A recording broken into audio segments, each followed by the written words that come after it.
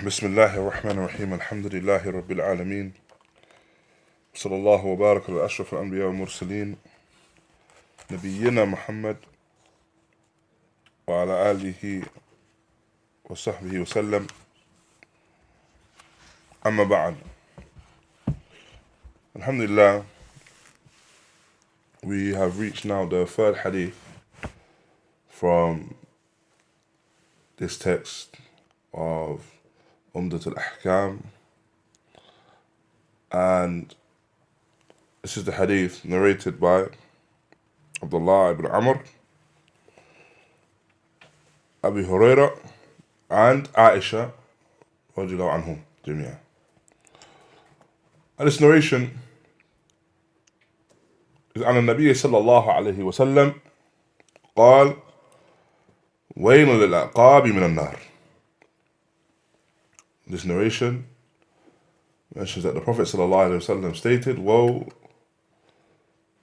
be to the ones whose heels are, and it was hellfire due to their heels. They went in the hellfire due to their heels. And this hadith is mentioned, there are three different companions that narrated them. As for the narration of ʿAishah, then this is what is found in Muslim. It's followed by Muslim. The narration of ʿAishah is found in just Sahih Muslim. As for the narration of Abdullah ibn ʿAmr ibn As, then this hadith is found in Bukhari and Muslim. And the narration of Abū Hurayrah likewise is found in Bukhari and Muslim. Thereafter, we have a discussion about the narrators of this hadith, and the companions that narrated this hadith.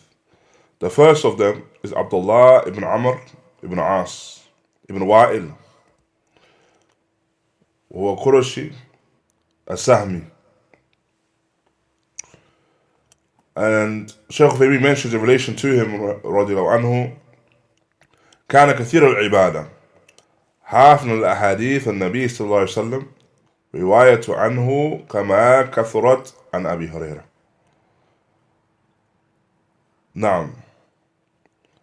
And so he was known for engaging in much ibadah, and that he memorized many of the ahadith, many of the narrations of the Prophet ﷺ.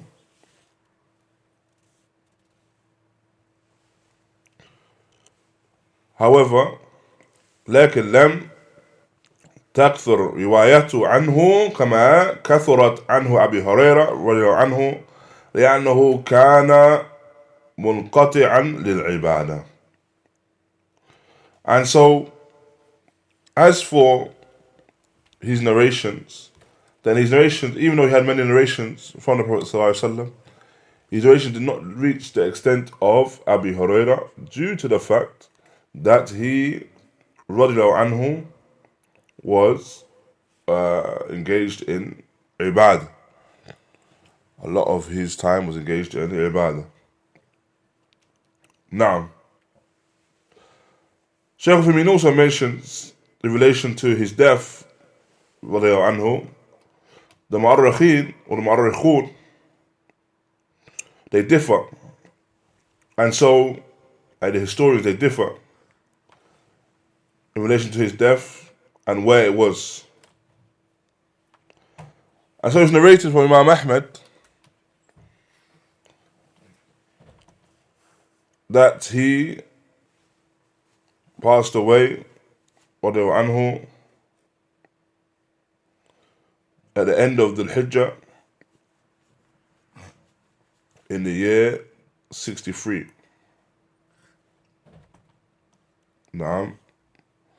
In the year 63, and Allah Ta'ala knows best. So that's the first narrator, Abdullah ibn Amr ibn As. The second is Abū Hurayrah. Abū Hurayrah. And alhamdulillah, we mentioned Abū Hurayrah previously, in the previous hadith. The third is ʿAishah, al-Mu'mineen, bint Abi Bakr, Abdullah ibn Uthman ibn ʿAmr al-Qurashi, التيمي رضي الله عنها وعن أبيها. So Aisha, the mother of the believers, the daughter of Abu Bakr, Abdullah ibn Uthman ibn Āmr. And she was born into Islam. So she was born as into a Muslim family. وتزوجها النبي صلى الله عليه وسلم في مكة بعد موت خديجة وقبل زواجه بسودة وهي ابنة 6 سنين. And the Messenger of Allah صلى الله عليه وسلم married her after the death of Khadija and before his marriage to Sauda, and she was at the age of 6. And the marriage was consummated at the age of 9. To add here as well, her kunya, does anyone know the kunya of Aisha? Abdullah. Naam, the kunya of Aisha anha was Abdullah. And what was the reason for his kunya? Naam. So Ibn Hajar, raḥimahullāh, he mentions, as for the kunya of Aisha, that some of Ahlul Ilm, they differ as to why she had this kunya of Abdullah. From them, as the brother mentioned, Zawla Khair, was due to her love for her nephew, Abdullah ibn Zubayr. Due to the close relationship she had with her nephew, Abdullah ibn Zubayr. And also, Ibn Hajar mentioned as well that there's some that narrate that she actually had a child by the name of Abdullah that died in infancy. She had a child that died in infancy, and the child was named Abdullah. However, from that which is apparent, the strongest of the opinions is that she took this name due to her close relationship with her nephew, Abdullah ibn Zubayr. And when it comes to any other adillah or supporting evidence that she had a child with this name, then this is generally weak. Because of course, if she had a child, then this child would have been mentioned alongside the other children of the Prophet ﷺ. Now,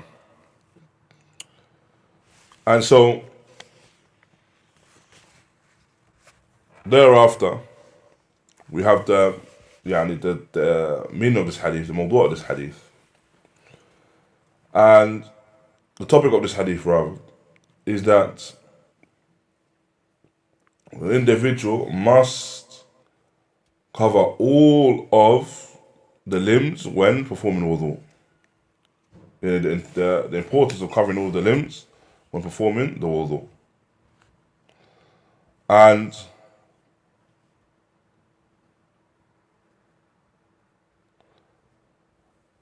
as for the mufradat, like the general words of this hadith as well, and this is referred to as what, ikhwan? Do you remember? Like general wordings found in the narration. It's a science. There's a science, actual science of it. That takhrij is something else. What's takhrij? We say this is the takhrij of the hadith.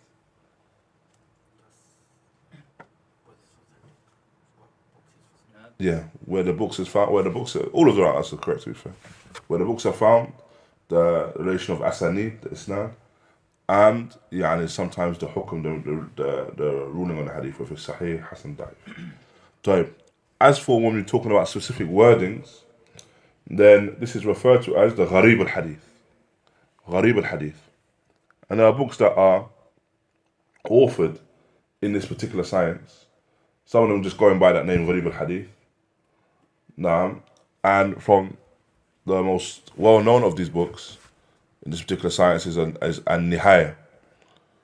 Now, An-Nihaya by Ibn Athir. An-Nihaya by Ibn Athir. Now, so as for the wordings of this hadith, then we have the first word, which is wail, And this is referring to the warning of woe be to such an individual. And it's a kalimatu wa'id. This particular wording is a wording of warning. Likewise as well, this word wail can also be referring to a wadin fi nar. Wail a particular valley within the hellfire. And so when you find this wording found within the nusus, within the text, the word wail, then what can be understood from this is that this is the direct uquba, the direct punishment for the person that falls into that particular action. That they will be found, or they will find their abode within that particular valley, within the hellfire. And so, wail can be understood as a general word of warning. Also, it can be understood as a valley within the hellfire. Likewise, as well, the word wail can be understood in relation to adab, in relation to the adab, punishment, umuman. All of these words are relevant. Allah Ta'ala knows best. Thereafter, we have the word al-A'qām, and this is referring to the heels, the ends, atraf, the end of the feet. Na'am. And the aqab is the jam' of aqab. So the plural word aqab. However, you have the plural of araqib, the plural, which is also araqib.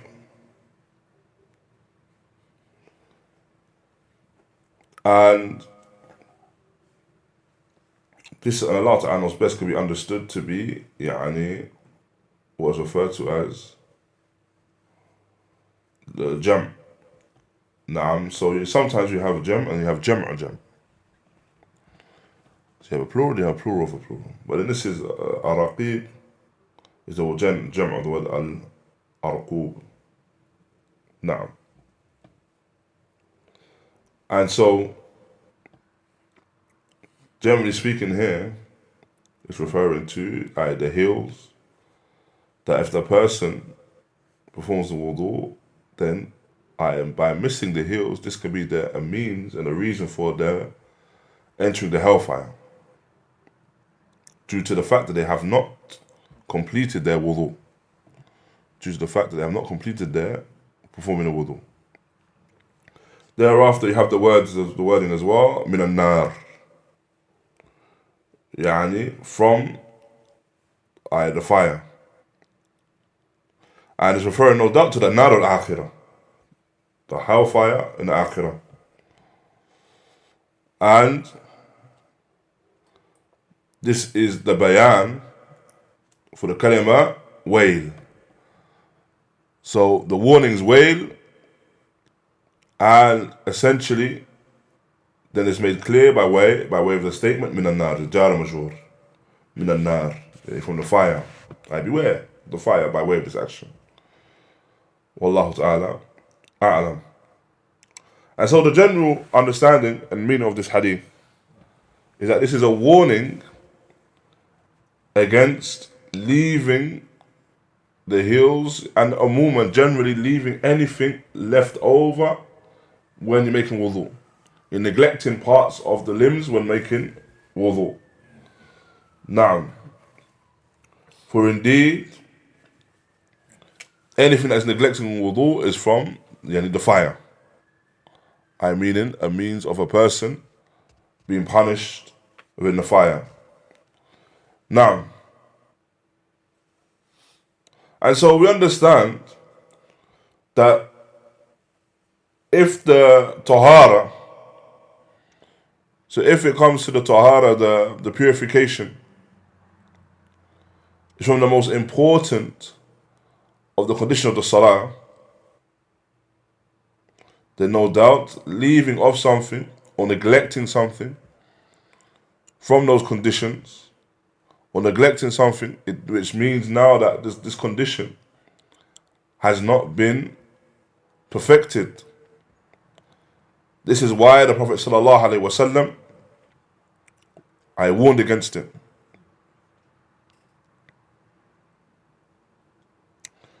Due to the fact that something's been left off from the purification. And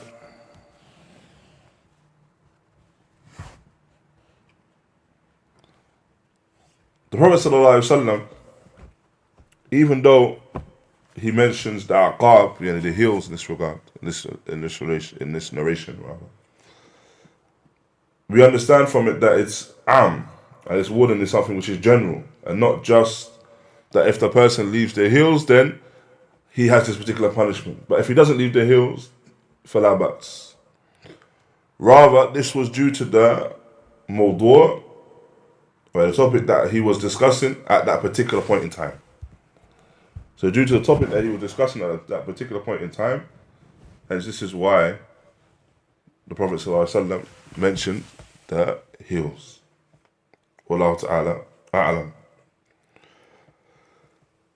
As for the fiqh of this hadith and the benefit of this hadith, then this hadith is a proof upon the obligation of washing the 2 feet. And the Nawawi, raḥimahullāh, he mentions that this is an affair of ijma'.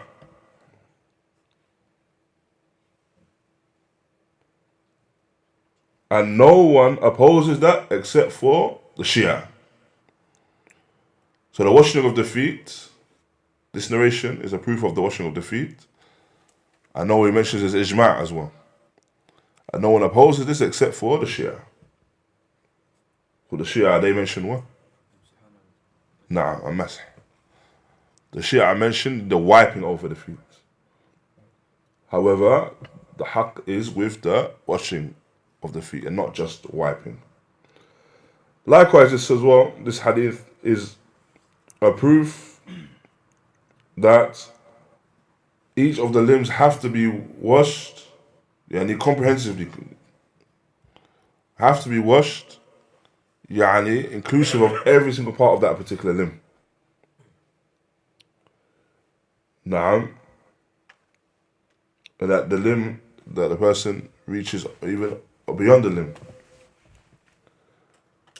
This is just to ensure that they have performed the wudu in a manner which is correct and befitting. Allah Ta'ala knows best. Now, likewise as well, this narration indicates the particular principle which is al-jazā' min jins al-amal.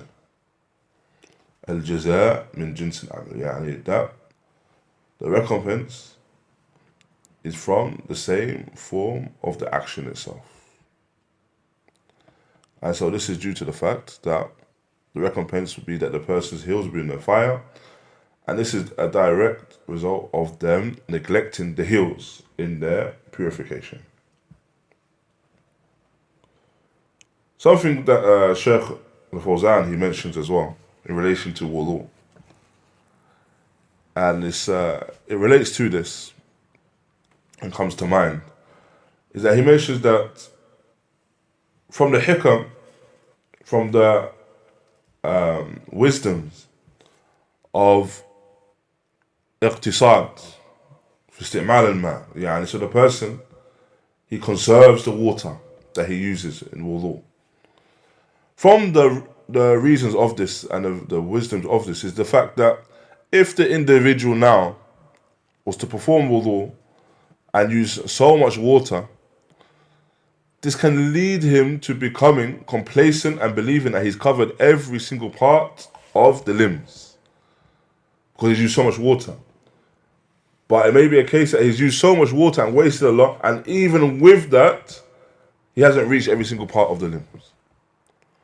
So no doubt, when you use less water, it causes you to focus upon the limbs that you're washing and ensure that the water reaches each and every one or each and every part of the limb.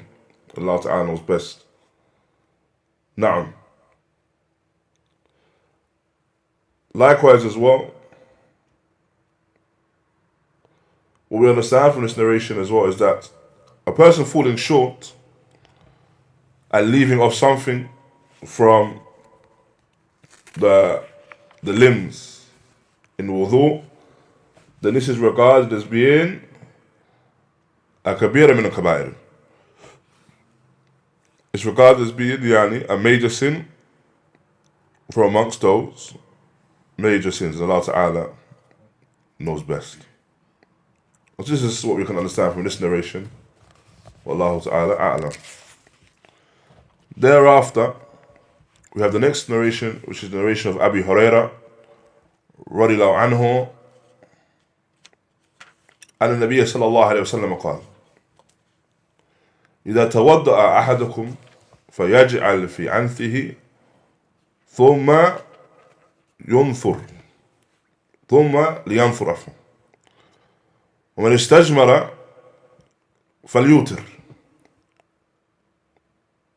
وإذا استيقظ أحدكم من نومه فليغسل يده قبل أن يدخلها في الإناء، فإن أحدكم لا يدري أين باتت يده. Salam. And so this narration is our next narration, where it's narrated by Abū Hurayrah radiyallahu anhu that the Prophet sallallahu alaihi wasallam stated that if one of you is to perform wudu, then he places the water within his nose, يعني استنشاق, and thus expels it. And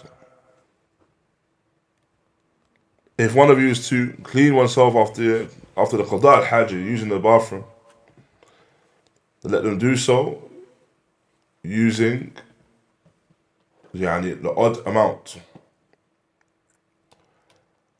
And if one of you wakes up from sleep, then he should wash his hands before entering it into the utensil, for indeed he does not know where his hands have been whilst he's been asleep. And so this is the narration found in, of course, Bukhari and Muslim. And the topic of this hadith is an explanation of some of the affairs of tahara, some of the affairs of how to perform tahara. And so here you have the gharib al-hadith, or the words of the hadith, and from them, the first of them is إِذَا تَوَضَّعَ, and if one of you is to perform wudu. And Shaykh Uthaymeen mentioned شَرَعَ فِي الْوُضُوء. The word شَرَعَ meaning what? Does anyone know what شَرَعَ means in this regard? Bada, no. So there are certain words that in context they come with the meaning of bada al-amr. They mean to begin something. So of course bada is one of them, to begin. Shara'a is another. Another word would be akhadha, that he began with this action. So here, إذا توضع, meaning if you begin the wudu, shara'a al-wudu, began to make wudu. Then he mentions فَلْيَجْعَلْ. This lam here is what's referred to as the lam al-amr, the command. And so the command here is for the individual that is the mutawaddi, the individual making wudu, to perform the istinshaq, It's a command for him to perform the action. And this is the wording which is found in Sahih Bukhari. نعم إذا توضأ أحدكم فليجعل في أنفه يعني. However, the wording found in Sahih Muslim mentions من توضأ فليستنشق. So the wording found in Sahih Muslim is يعني صريح, يعني clear the command with the istinshaq. I am placing the water within the nose. We've discussed this in previous lessons. Does anyone remember what is the main cause behind having the same narration but different wordings? What is the main cause for it? It might provide some extra details that might not be covered in another wording. That's a benefit of it. But how does it occur? What's the cause of it? Why would you find, for example, in this case, we have a narration that is in Sahih Bukhari with a wording, and a narration in Sahih Muslim with a different wording? السؤال يعني تجري الرواية وتختلف الألفاظ، فتجري الرواية في البخاري مع اللفظ والرواية في المسلم مع اللفظ، فما هو السبب يعني هذا السؤال. What is the reason for that?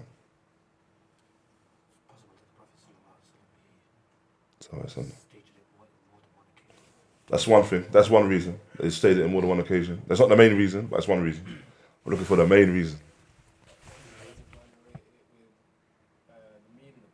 Now, the narrators, they would narrate by meaning.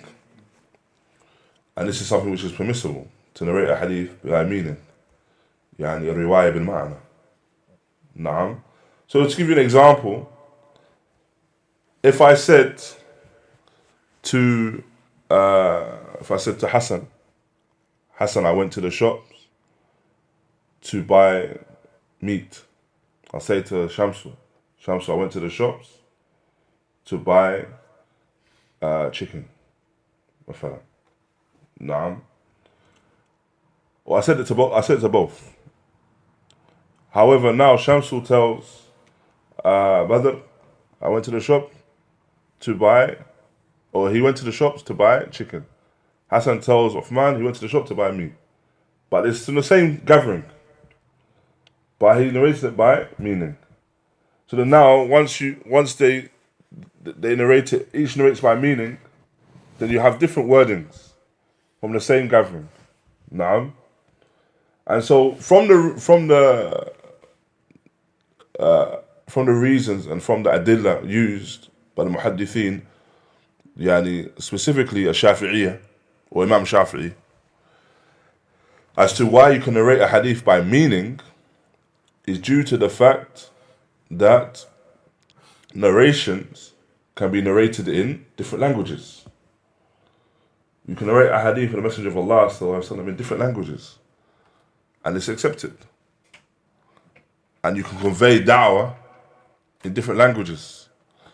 And so due to that, this is the acceptance of the narration. Wallahu ta'ala a'lam. Now, and so this is the command.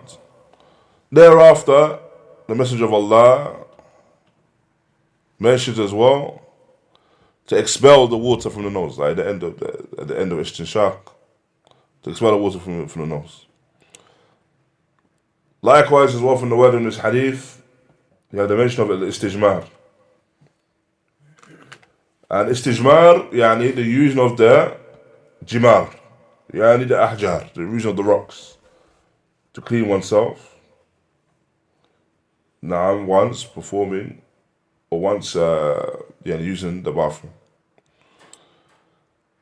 Thereafter, you have the word فَلْيُوتِرْ. Yani yutir, again, has lam al-Ḥamr. So it's a command again, that the person performs witr. And so they use it to clean themselves with the odd number, 3, 5, 7 for side.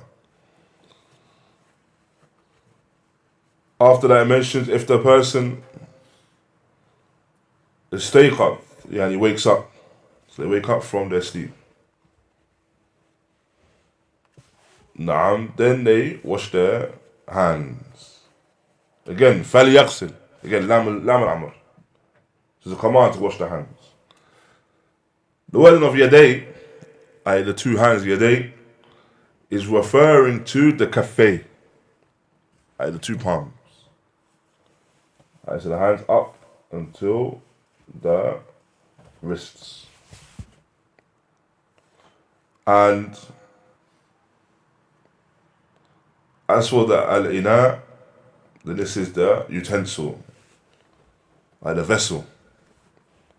The person essentially should not enter their hands into the vessel, meaning that they should not really eat from anything until they have washed those hands, because they do not know where the hands have been. And Allah Ta'ala knows best. As for our general meaning of the narration here, then here this narration mentions particular actions which aid in the affair of tahara, aid with purification, and are a means of kamal al-tahara, a means of perfecting the tahara. And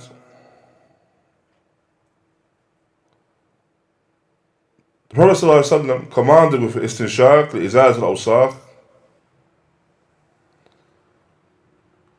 to remove any form of dirt which are found within the nose, the nostrils. And likewise as well, the Prophet ﷺ commanded with, after istinshaq, the istijmar, performing this istijmar with these 3 or more, in the terms of the odd amount. And so this is due to the fact that istijmar or tahara, istijmar which is performed for tahara, is ibadah. And the witr is, the odd amount, is what is referred to in a lot of the affairs when it comes to ibadah, affairs of worship. For example, a tawaf. Now, for example, tawaf. The tawaf is how many times? 7. And so this is odd. Warami jimar, throwing the stones. 7? No. Likewise. And likewise as well, the washing that is done for wudu is how many times? 3 times. Naam. So this is just a continuation of the encouragement that the person does these actions upon that which is witr, which is the odd amount. Allah Ta'ala knows best. Now, the first of the masail that I found from this narration is based upon the statement of the Prophet ﷺ, إذا توضأ أحدكم فليجعل في أنفه ماء ثم يستنثر. I've described it as istinshaq. And this, based upon this narration, Imam Ahmad, and likewise Ishaq is who? Rahaway or which? Rahuya. He said that with chest. Why? Why not Rahaway? Some say Rahaway. It's Haq Rahaway. I would say Rahuya. Okay. Essentially, it's Rahuya, and Allah Ta'ala knows best, due to the fact that some of and they mention al-way, the word way at the end is a wadi min from the valleys of Jahannam, away, and it would not be befitting that anyone had that in their name. And so, whilst there is a khilaf, then what is regarded as being the stronger of the two is that it's Ishaq Rahuya. And Ala Kullin himself and Ahmed, they were upon the opinion that from this narration of the obligation of istinshaq, due to the fact that the Prophet ﷺ commanded with it. And we know that the asl of a command is wujub. The asl of a command is that it's obligatory. And Shafi'i, as well as Malik, they mentioned that it is sunnah. So they mentioned that it's mustahab. And that it's not an obligation. What do you think their proof is? To say it's not an obligation. Istinshaq. No. The ayah.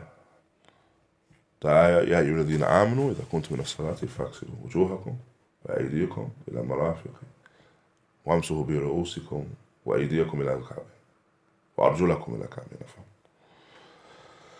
So this ayah does not mention the istinshaq.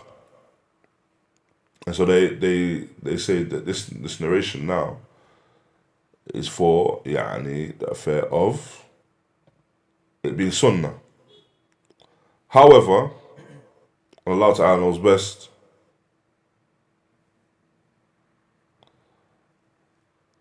The hadith could be understood to be تفصيل وبيان المعنى وجه في الآية. So the ayah mentions the face, and so the hadith I mentioned istinshaq is further clarification of what is inclusive of the face, istinshaq. Allah Ta'ala knows best. Now, likewise as well, the next issue we take from this narration as well is the istijmar. Is the person performing istijmar, and they do so in a manner using the odd amount of the stones. And this particular, the proof for this particular opinion is the fact that, again, this narration mentions the command, the witr, the odd amount being used for the istijmar, cleaning oneself after that, using the bathroom. Now, however, there are those that mention a narration of Abū Hurayrah where it mentions man istajmara falyutir, man fa'ala faqad ahsan wa man la fala haraj. And so it mentions whoever performs istijmar, then let them do so, or they should do so with using the witr, the odd amount. And whoever does so, then they have done well. They've done the best of actions. And whoever hasn't, there is no harm upon them. There's nothing upon them. And this is a narration which is found in Musnad Imam Ahmed. Sunan Abi Dawud, and the Sunan of Ibn Majah. And Ibn Hajar mentioned that this particular ziyada, i.e. this wording at the end, these particular words at the end, then these words are يعني Hasan. Naam, that this is the particular wording is Hasan. Allah Ta'ala knows best. So if we was to understand upon that wording, then we would say that it is not an obligation. However, no doubt it is mustahab and it's best for them to do so. Yani the witr in that. Now, the final issue we should discuss from this hadith is the washing of the hands. Now, after waking up. Some of the fuqaha, they mention that the washing of the hands, yani after waking up, is something which is mustahab. This is the opinion of Malik and Shafi'i. However, Imam Ahmed states that it is obligatory. Again, due to the fact that there's a command in the hadith, and there is no other narration that indicates other than this command. Now, there's no other text that indicates other than this command. In the previous Masail that we discussed, there were other narrations that may indicate that the command is not for wujub. For example, the first for the istinshaq, we had the ayah. Now, the ayah found in Surah Al-Ma'idah in relation to the istinshaq. However, then you have in relation to the second mas'ala as well, you have the additional wording, which was Hasan, in relation to the istijmar. However, this third mas'ala, where they have the command of washing the hands, there's no other narration that aids with that particular mas'ala, or there's no other narration that can support it being mustahab, or remove it from it being obligation to it being mustahab. And so, Allah Ta'ala knows best, but the stronger opinion is that it is an obligation based upon that command. Allah Ta'ala knows best. And inshallah we'll conclude with this, we'll conclude here inshallah, and go on to the next narration. Now, on to the next narration next week. Barakallahu feekum, wa jazakum Allahu khayra, wa sallallahu wa barak ala nabiyyina Muhammad wa ala alihi wa sahbihi wa sallam. Wa akhir da'wana alhamdulillahi rabbil alamin. Barakallahu feekum.